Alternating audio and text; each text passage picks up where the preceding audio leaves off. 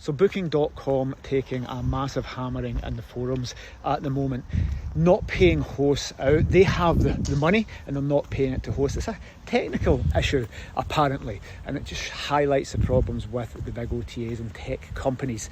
And lots of people financially struggling. Booking.com is not paying them their money. They're withholding it for technical reasons or cash flow reasons.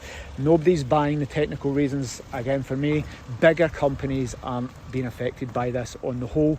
Companies like Pillow, companies at scale, get their money. Why? Because we are big strategic partners, like even massive multi-billion pound international companies. They get their money. Why? Because they don't want to affect that relationship. They wouldn't dare not pay them their money. Why? Because we would leave the portal, take that business and go elsewhere. So if it is cash flow issues, then it's all the small independent operators that are getting hit.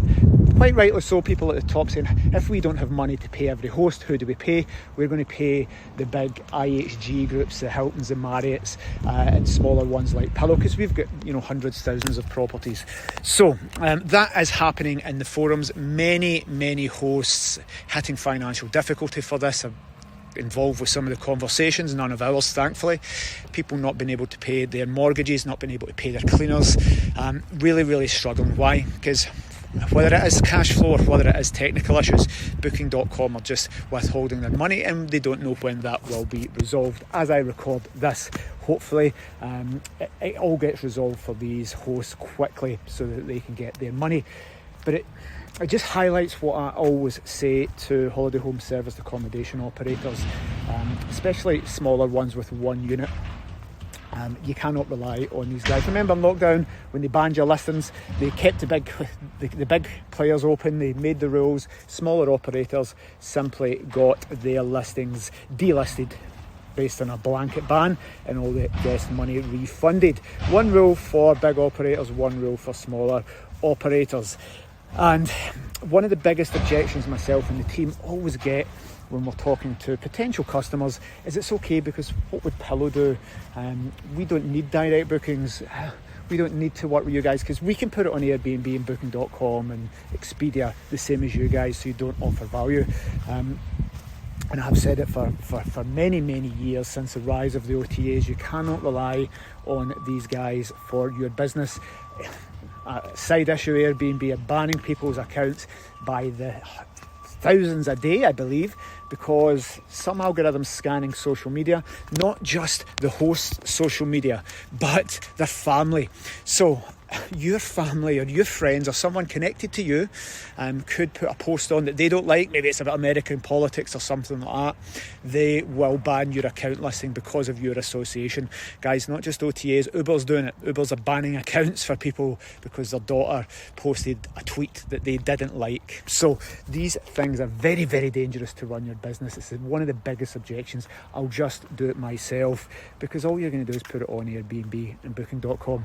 Guys, we try very hard. We've got teams of digital marketing people, SEO, websites, direct booking platforms, young kids on TikTok. We are doing every single thing that we can to get direct bookings and get that number down for every host. Now, the portals are a big important part of our marketing campaign. We do get a lot of business from them. We like to acquire the customer the first time from Airbnb, Booking.com, Expedia, etc. And then we convert it to a direct booking. We let the big portals do their magic of attracting guests and all the SEO and Google rankings, all that stuff. But then we convert that to a direct booking. It's on our database and we can market to that person to go across our network of hosts.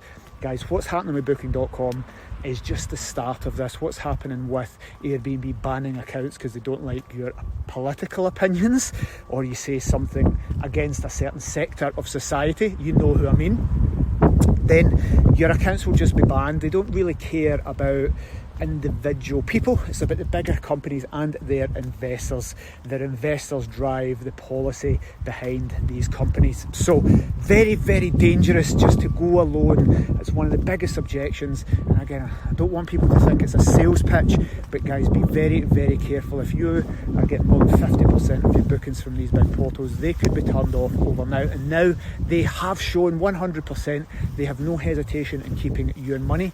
whether that's on purpose for cash flow issues or because of a technical issue. So be very, very careful.